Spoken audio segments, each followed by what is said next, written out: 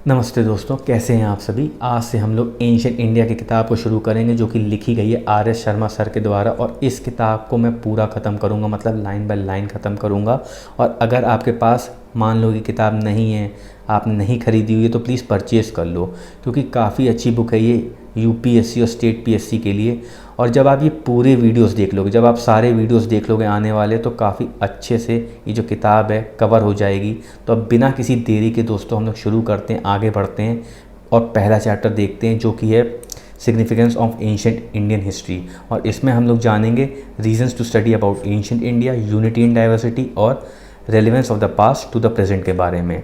हाँ, आप लोग को अगर ये वीडियो अच्छा लगे कहीं पे भी तो प्लीज़ लाइक करिएगा, शेयर करिएगा और सब्सक्राइब करिएगा। अब हम लोग सीधा टॉपिक पे आते हैं। तो दोस्तों, जब हम लोग अपने इंडियन एंशिएंट हिस्ट्री की इंपॉर्टेंस की बात करते हैं तो मन में सबसे पहले सवाल ये आएगा, यार की नीडी क्या है इतना ज़्यादा पास्ट में जाने की। तो भाई ये इंपॉर्टेंट इसलिए हो जाता है क्योंकि हमें ये पता चलता है कि हमारे पूर्वजों ने अर्लीस्ट कल्चर्स की शुरुआत कैसे करी थी, मतलब शुरुआती सभ्यता को कैसे डेवलप किया, कब डेवलप किया और कहाँ डेवलप किया।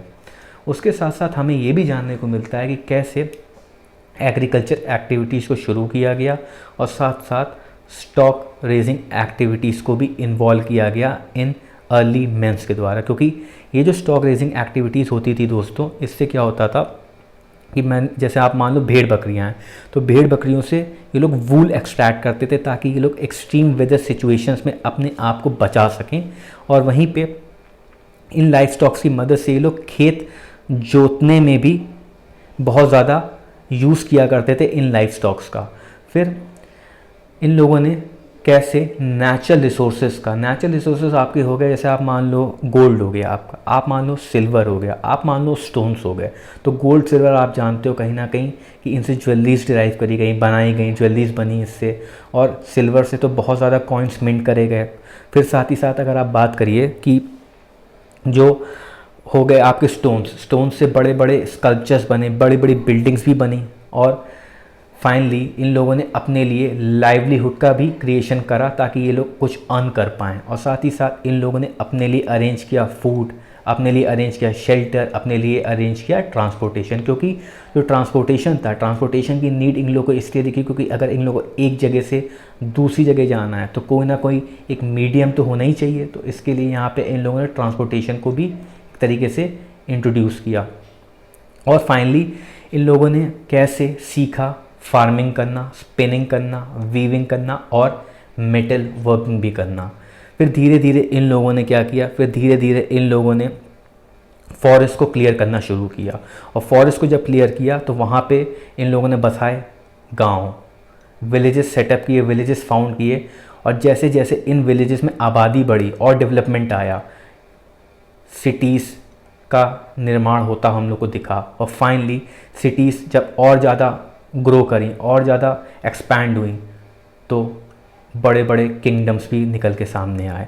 उसके साथ साथ अब हम लोग आते हैं ओरिजिन ऑफ टुडेज लैंग्वेज। तो जितनी भी मॉडर्न फॉर्म्स ऑफ राइटिंग है दोस्तों, जितनी भी मॉडर्न फॉर्म्स ऑफ राइटिंग है वो सभी डिराइव हुई हैं स्क्रिप्ट से। जितनी भी मॉडर्न फॉर्म ऑफ राइटिंग है वो सारी डिराइव हुई हैं स्क्रिप्ट से। और ये स्क्रिप्ट्स होती हैं एक प्रकार का राइटिंग सिस्टम, एक प्रकार का राइटिंग सिस्टम होता है ये स्क्रिप्ट्स। मतलब जो आप बोल रहे हो उसको स्पेसिफिक मार्क्स से रिप्रेजेंट करना। और ये स्क्रिप्ट्स कहीं ना कहीं रूट होती हैं आज की लैंग्वेजेस की भी, आज की लैंग्वेजेस की भी रूट्स होती हैं। तो कहीं ना कहीं लैंग्वेजेस की तो ये रूट्स थी ही थी, लेकिन जो राइटिंग फॉर्म्स थे उसकी भी रूट्स क्या थी, स्क्रिप्ट्स थी। और लैंग्वेजेस की अगर आप बात करिए तो आप याद करो बंगाली लैंग्वेज, तमिल, मलयालम और इवन दो अपनी जो हिंदी है जो कि देवनागरी स्क्रिप्ट से आई है। और जो देवनागरी स्क्रिप्ट आई है कहाँ से निकल के आई है, ब्राह्मी स्क्रिप्ट से। तो बेसिकली ब्राह्मी स्क्रिप्ट से अगर आप बात करो तो तमिल, मलयालम ये सब लैंग्वेजेस निकल के आई हैं। और इसी ब्राह्मी स्क्रिप्ट ने हम लोग को दी देवनागरी स्क्रिप्ट, जिससे आज हम लोग हिंदी में एक दूसरे से कन्वर्स कर सकते हैं। तो कहीं ना कहीं जो मॉडर्न लैंग्वेजेस हैं वो बहुत हद तक डिराइव हुई हैं इन एंशिएंट स्क्रिप्ट से। अब हम लोग आगे बढ़ते हैं।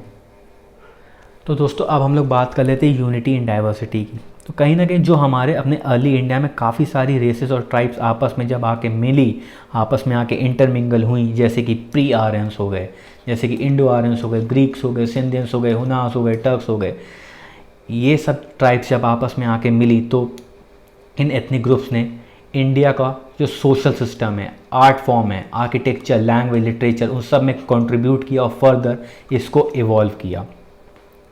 तो ग्रीक्स की अगर स्पेसिफिकली आप बात करिए दोस्तों, तो ग्रीक्स के आर्टिस्टिक जो टेक्निक्स थी वो ब्लेंड हुई, वो कहीं ना कहीं मिली अपने इंडियन बुद्धिस्ट आर्ट से, और फाइनली बुद्धा को एक ह्यूमन फॉर्म में, एक इंसानी फॉर्म में डिपिक्ट किया गया।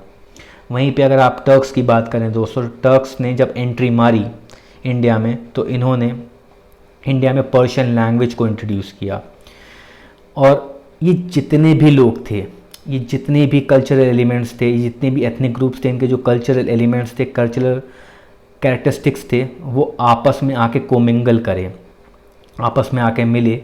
बट फिर भी आज भी हम कुछ चीज़ों को सेपरेटली आइडेंटिफाई कर सकते हैं।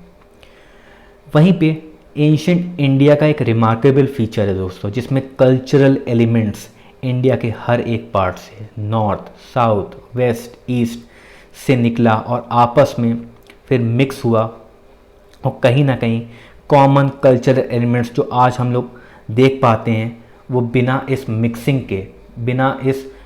के पॉसिबल नहीं हो पाते। इसका मतलब ये है कि कहीं ना कहीं जितने भी कल्चरल एलिमेंट्स हैं नॉर्थ में इंडिया के, साउथ में इंडिया के, वेस्ट में इंडिया के, ईस्ट में, वो कहीं ना कहीं आइसोलेटेड पॉकेट्स में एग्जिस्ट नहीं किए, वो सब आके मिक्स हुए। और फाइनली जो आज का हम लोग एक ब्लेंड कल्चरल एलिमेंट देखते हैं अपने इंडिया में, वो इसी मिक्सअप का नतीजा है। फिर फाइनली अगर हम लोग बात करते हैं इसके एग्जाम्पल्स की, कैसे हम लोग इस पर्टिकुलर पॉइंट को प्रूव कर पाएंगे, तो नॉर्थ में जो हमें आर्यन एलिमेंट्स देखने को मिलते हैं और इसमें जो वैदिक एंड पुरानिक कल्चर्स हैं वो हमें आर्यन एलिमेंट्स में देखने को मिलता है। और वहीं साउथ में जो प्री आर्यंस थे, जो कि द्रविडियन और तमिल कल्चर फॉलो करते थे दोस्तों, और साथ ही साथ कुछ ऐसे मुंडा द्रविडियन और दूसरे नॉन संस्कृत टर्म्स, कुछ ऐसे नॉन संस्कृत टर्म्स अपीयर हुए किसमें, वैदिक टेक्स्ट में। ये जो वैदिक टेक्स्ट थी ये पार्ट था कहाँ का, ये पार्ट था नॉर्थ का। और ये वैदिक टेक्स्ट लिखे गए थे 1500 से 500 बीसी के दरमियान। साथ ही साथ हमें ये पता चलता है कि साउथ के कुछ कल्चरल वर्ड्स के फॉर्म्स हमें नॉर्थ में देखने को मिल रहे हैं। और वहीं इससे हमें ये भी पता चलता है, इससे हमें ये भी हाईलाइट होता है कि जो आइडियाज़ थे, जो इंस्टीट्यूशंस थे, जो सेटलमेंट्स थे, उनका लिंक था, उनका एसोसिएशन था बिटवीन पेनिनसुलर इंडिया और नॉन वैदिक इंडिया के बीच में। अब हम लोग आगे कवर करते हैं। इसी प्रकार से काफ़ी सारे पाली, काफ़ी सारे संस्कृत टर्म जो कि हम लोग को आइडियाज़ के बारे में बताते हैं, इंस्टीट्यूशंस के बारे में बताते हैं, डेवलप हुए, निकल के आए गंगा प्लेन से या गैंजेटिक प्लेन्स में, जो कि नॉर्थ का पार्ट है। और ये पाली और संस्कृत टर्म्स हम लोग को शुरुआती तमिल टेक्स्ट में भी देखने को मिलते हैं, जो कि है संगम लिटरेचर। और ये संगम लिटरेचर साउथ का पार्ट है, क्योंकि ऑलरेडी जैसे मैंने बताया तमिल टेक्स्ट है ये। तो इस संगम लिटरेचर में कलेक्शन था पोएम्स का, और ये संगम लिटरेचर यूज़ में थी 300 बीसी से 600 एडी के दौरान में। फिर ईस्टर्न रीजन में जो कि इनहेबिटेड था, प्री आर्यन ट्राइबल्स थे वहाँ पे, उन्होंने अपना कंट्रीब्यूशन दिया, और यहाँ के लोग मुंडा या कोलैरियन लैंग्वेजेस बोलते थे। और काफ़ी सारे टर्म्स जो कि इंडो आर्यन लैंग्वेजेस में थे, हम लोग को मुंडा लैंग्वेजेस में भी देखने को मिले। और ये बताया किसने, लिंग्विस्ट ने बताया ये। जैसे कि यूज़ ऑफ कॉटन हो गया, नेविगेशन हो गया, डिगिंग स्टिक हो गया। तो ये सारे वर्ड्स जो कि इंडो आर्यन लैंग्वेज का पार्ट थे, हम लोग को मुंडा लैंग्वेजेस में भी देखने को मिलते हैं। और काफ़ी सारे मुंडा पॉकेट्स प्रेजेंट थे छोटा नागपुर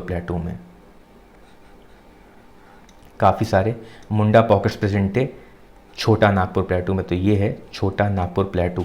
और यहाँ पे जो कल्चर के रेमिनेंट्स हैं हमें इंडो आर्यन कल्चर में देखने को मिलते हैं। और तो और काफ़ी सारे टर्म्स भी इंडो आर्यन लैंग्वेजेस में देखने को मिलते हैं। काफ़ी सारे द्रविडियन टर्म्स हम लोग को इंडो आर्यन लैंग्वेजेस में देखने को मिलते हैं।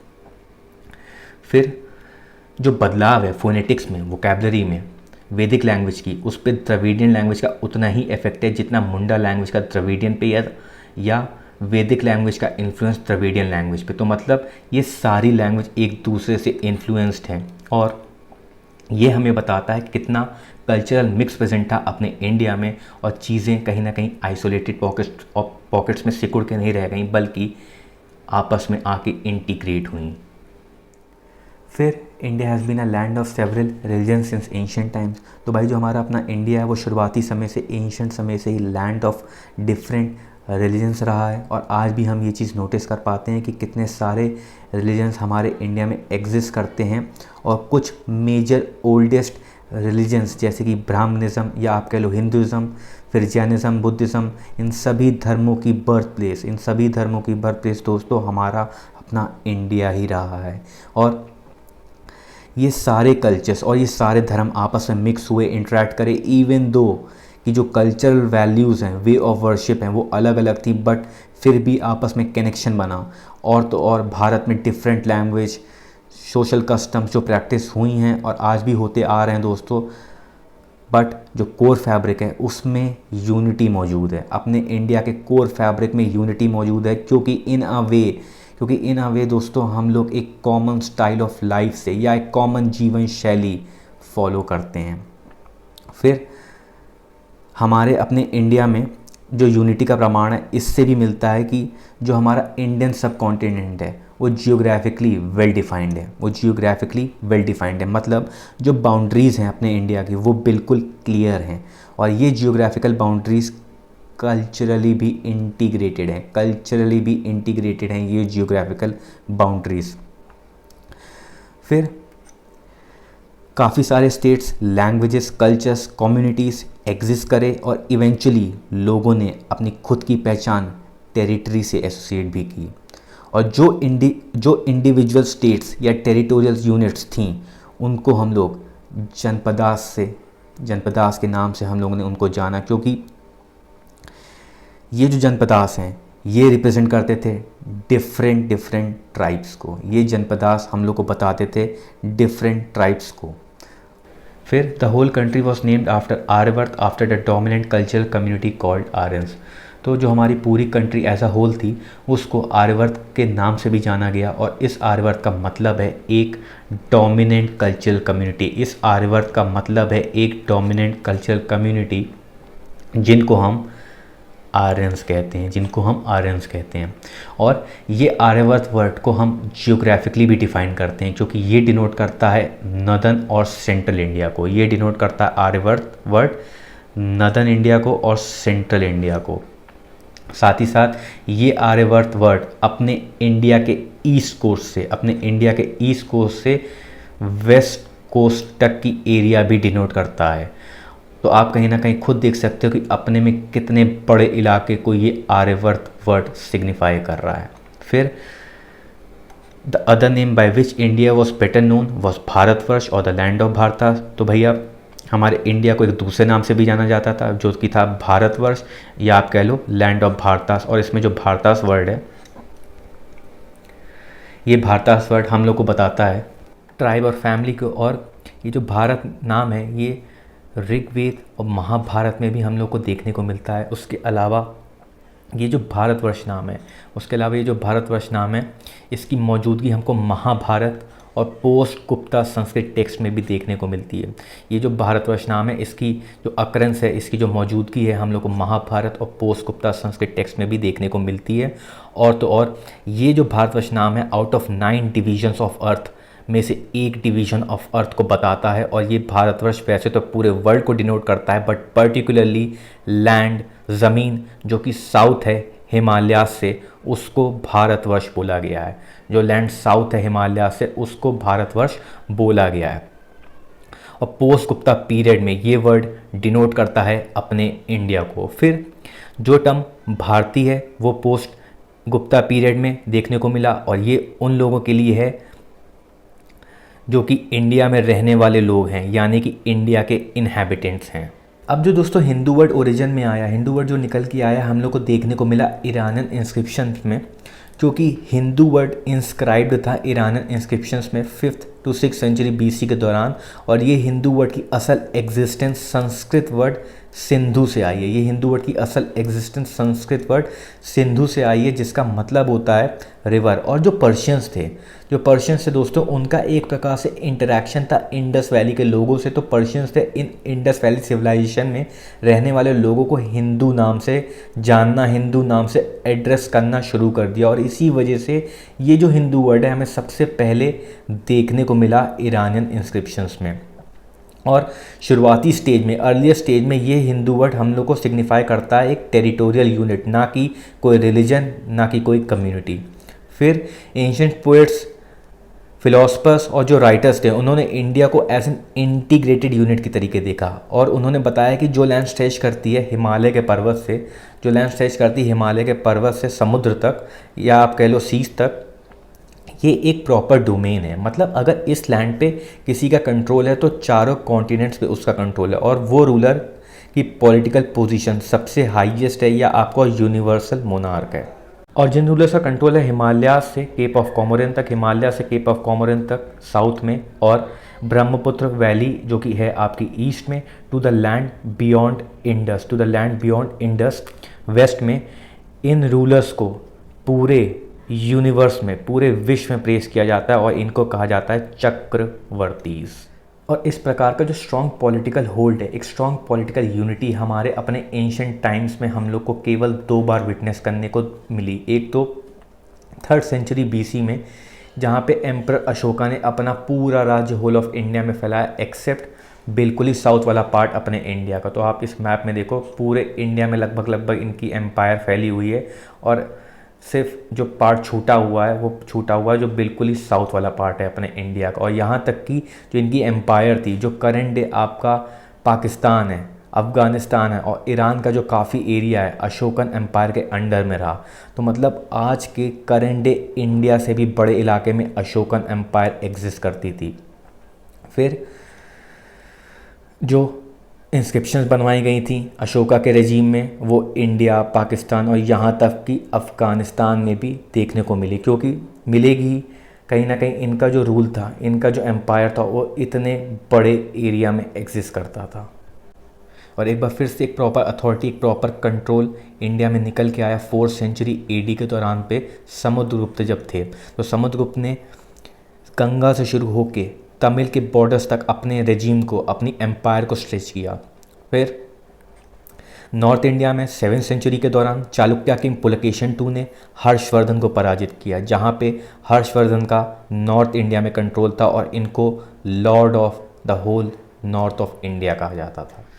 फिर despite lack of political unity, political formations over India assumed more और लेस अ सिंगल फॉर्म। मतलब इवन दो कि एक lack of central administration, lack of central control, political unity, political formations का एक लैक था अपने पूरे इंडिया में, बट कहीं ना कहीं जो माइंड में एक एजम्पशन था कि पूरी कंट्री एक ही थी। और साथ ही साथ ये अपने में एक यूनाइटेड जियोग्राफिकल यूनिट है in the minds of conquerors and cultural leaders.